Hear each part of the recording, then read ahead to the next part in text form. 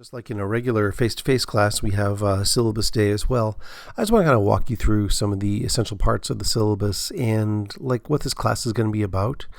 I'm kind of assuming that everything you're going to be doing this summer session is going to be on screen.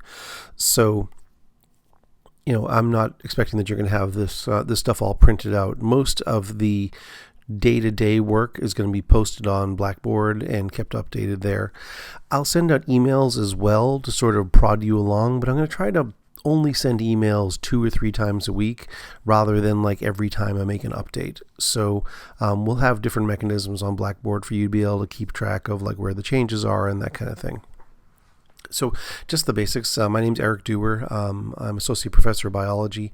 I first designed this class in 2007 and have taught it a lot over the years. And it's one of the classes that I really love to teach because it lets me work with people who aren't science majors and find things that are relevant and interesting about science for the stuff that they actually care about, things that they're actually interested in studying. So know that this class, I really want it to be something that like we enjoy doing together. But on the other hand, I know it's a class that you got to do, so I want to be realistic about what the semester is going to look like too. About getting in touch with me, you have my email there as well as my office number, which both of which are fine to send messages to. If you leave a voicemail at I'm not going to be in my office, obviously, if you leave a voicemail there, that'll get turned into an audio file, which then gets emailed to me, so I'll get it pretty quickly. I will have synchronous office hours a couple times a week starting at 3 o'clock. And just kind of go from the top here. I have what the schedule looks like for the session kind of laid out week by week, rather than putting a lot of granularity of detail here and like every reading and response you're going to need to do. I'm going to put all that stuff on Blackboard because there'll be a lot happening in the learning modules that would make the syllabus really, really long if we try to put it that way. Basically, so you're going to be seeing that stuff happening. I'm going to aim to have anything new for the week ready to go at noontime on Tuesday and Thursday. But I will. But if there will be times when I fall short, and I'll let you know when everything's all complete as well. Now, even though most people had a voice of preference for being completely asynchronous, there were enough people who wanted to do some kind of meeting periodically. So what I'm going to do is sort of a compromise here. Whenever we meet, and this includes both my office hours as well as any meetings that we have, they're all going to be using the same Zoom meeting ID. This is also in Blackboard, so you don't have to like memorize this or anything. When we meet to talk about the major articles, that'll happen at 2 p.m. Eastern Time. And if you want to participate in those, like you may, people have told me over the years that they really like being able to discuss the stuff that we read in smaller groups than like the full 20 or 25 that usually are in the room. So I thought this way, if people are interested, I'll put up sign-up sheets for each time we have them. And if we have a minimum of 2 or a maximum of 5 people, then we'll record something synchronous there. Now, after those synchronous meetings, a little bit more detail about those in a sec. If I'll have office hours after those meetings, but if there's nobody there after about 10 or 15 minutes, I'm probably gonna log off. You can still email me, of course, but I won't be sitting there on Zoom waiting for something to happen. Now, there'll be a bunch of the real backbone of the course is, there are lectures that I'll record and be posting on YouTube, as well as a series of what I call like major readings here. There'll be other things I have you do for background reading, but the major readings are the ones I'm going to have you actually writing about. Those reading responses are going to be due on Blackboard through a submission link. I'm going to have basically it'll be due like at midnight the night before the discussion was going to happen in class. I'll unpack what's happening with the major reading responses a little bit below, but just understand they'll all be due typically at midnight the day before that a discussion was going to happen. Please don't email me anything late. Anything that you submit has to go through Blackboard because I need to be able to send everything through SafeAssign, and I don't want to have lost documents in different places. And another request is please to send everything as a Word file. Maybe you use Google Docs or Pages or something different, but I know that every Suffolk student has a license for using at least the online version of Word, so we need to use that as our standard file, because otherwise those different file types, again, makes it a little bit more challenging to grade in Blackboard. Most things have like quizzes about videos to watch or discussion board posts. I say I have like a 2-day grace period. I want you to be able to get them into me within a couple of days of like the target date, like the day I'm actually covering. I wanted to kind of post stuff on the learning management system. But if you are a little bit on the late side, it's not the end of the world. But past a couple of days, people are going to start to fall behind. And in my experience, once people lose the momentum, then things really kind of fall apart. So I'm going to try to avoid that by making sure that we kind of keep track of the the kind of the target dates for things. Like I said, these are the main themes we're going to talk about. Basically, it's about kind of this set point in the West of thinking about how science works. Actually, before there was a thing we called science. Science wasn't named until like the 1840s. Before that, we talked a lot. Well, basically, in the West, we considered it to be a branch of philosophy we called natural philosophy. Then I'm going to talk about. The next class we'll talk things about, what I say, these evidence for evolution. This includes fossils, this includes the age of the earth, it includes genes, a lot of the things that we observe in the world that are begging for an explanation for why it is they are the way they are. Going to unpack different evolutionary processes as well as patterns of evolution after that. In the next week, we'll take a little bit of time talking about basically building your body, how it is that the body is constructed, looking at a bunch of different organ systems where we can see kind of evidence of like the tinkering that evolution's allowed to happen over the years. Then kind of as we go through the rest of the session, the rest of the class is kind of about taking this basic evolutionary perspective and trying to apply it to as many things as we can.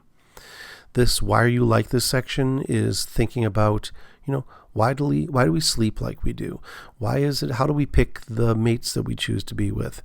All these kinds of things that are at once, they're sometimes about just being an animal, but other things that are like kind of intrinsic to being people. So we're going to spend time kind of talking about that in the middle part of the class.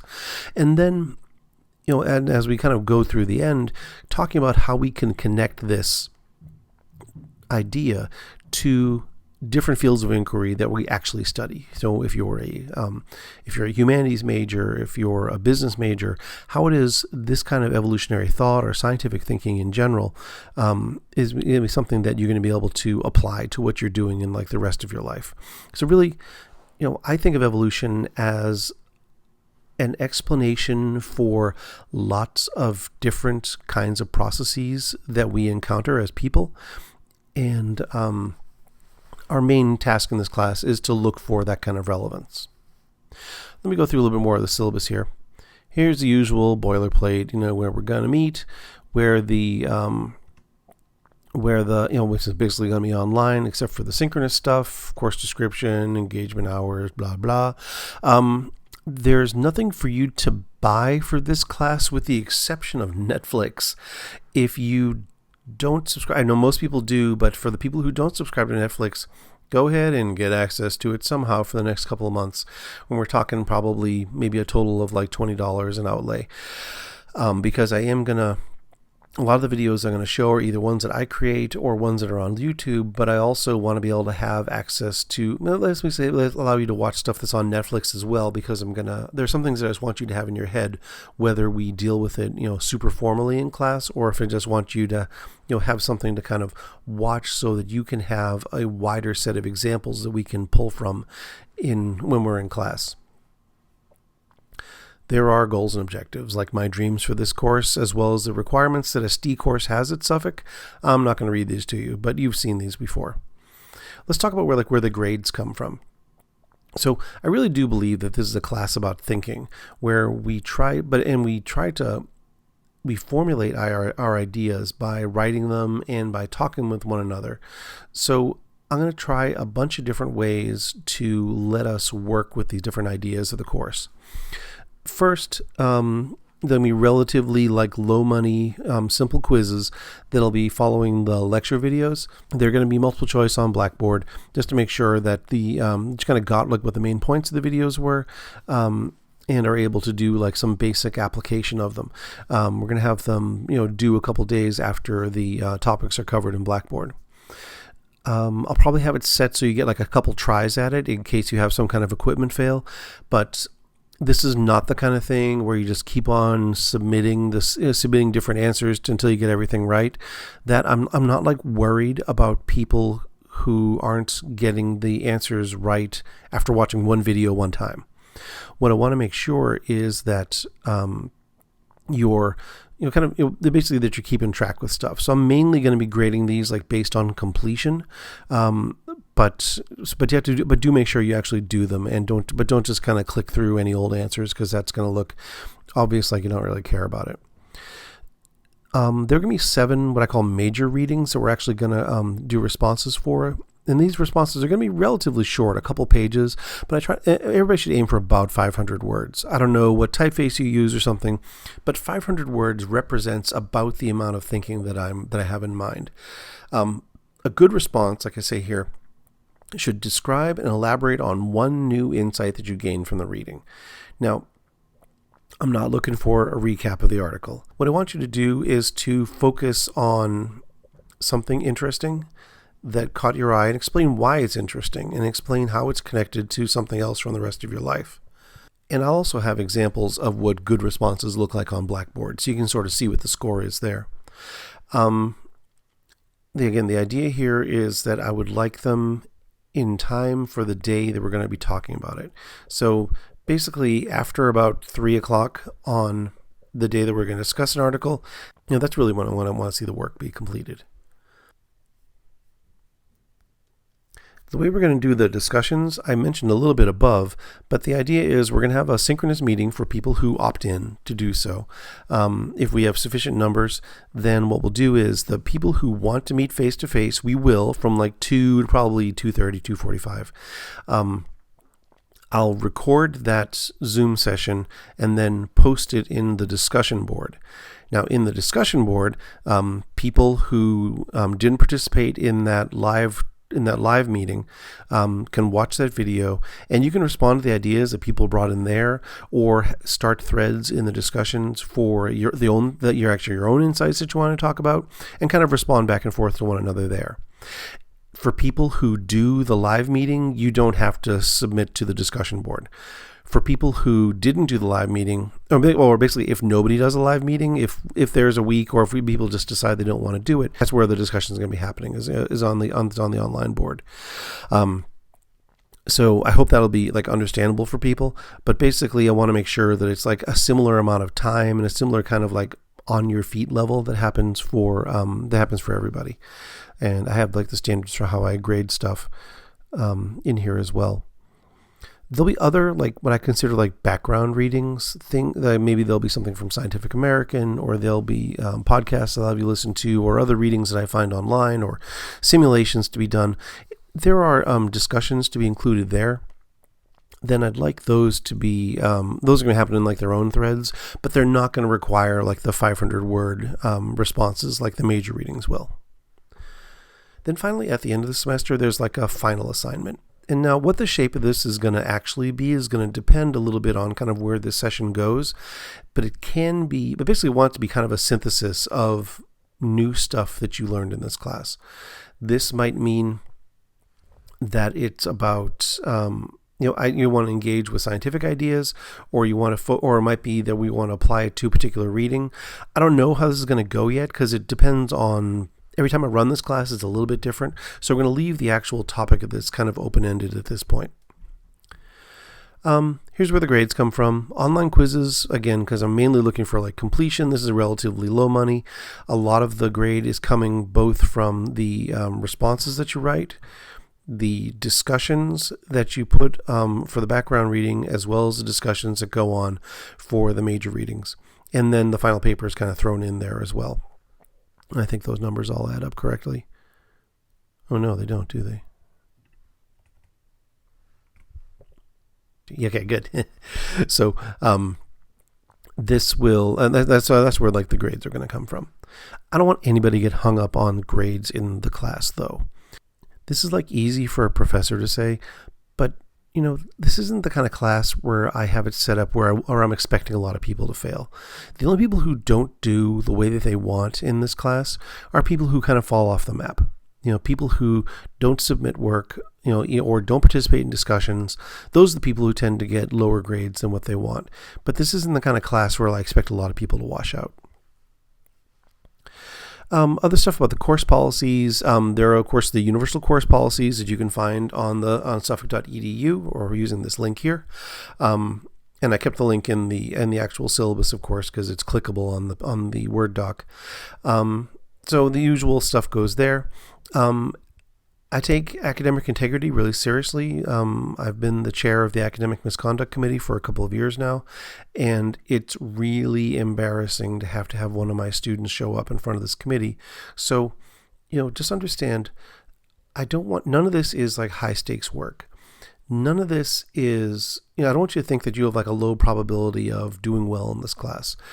If something's late, I would always rather have something late than have somebody take a shortcut and then represent ideas that aren't their own. So, basically, whenever you're in a situation, if stuff's going to come in late, just tell me, and it's not going to be a big deal. But what I don't want you to do is to take shortcuts and then, because I can't unring the bell. That's basically what my line in the sand is. And then also about ethical behavior. I'm not expecting a whole lot of like sexual harassment or anything in this class. Partly because we're not all going to be in the same room, but in general, I'm expecting everyone, me included, that we're going to be kind to each other, that we're going to remember that even though we're only interacting with one another on screen, that these are actual people and people who would be our friends if we're actually on campus together. So I'm expecting that everybody is going to be treating one another kindly and, disagreeing with one another, but doing so in a way that's like constructive and helpful for your brothers and sisters. That's what I got. If you have any questions about this, there'll be kind of a housekeeping and questions section of the discussion board where all this stuff can get handled. Anyway, talk with you soon.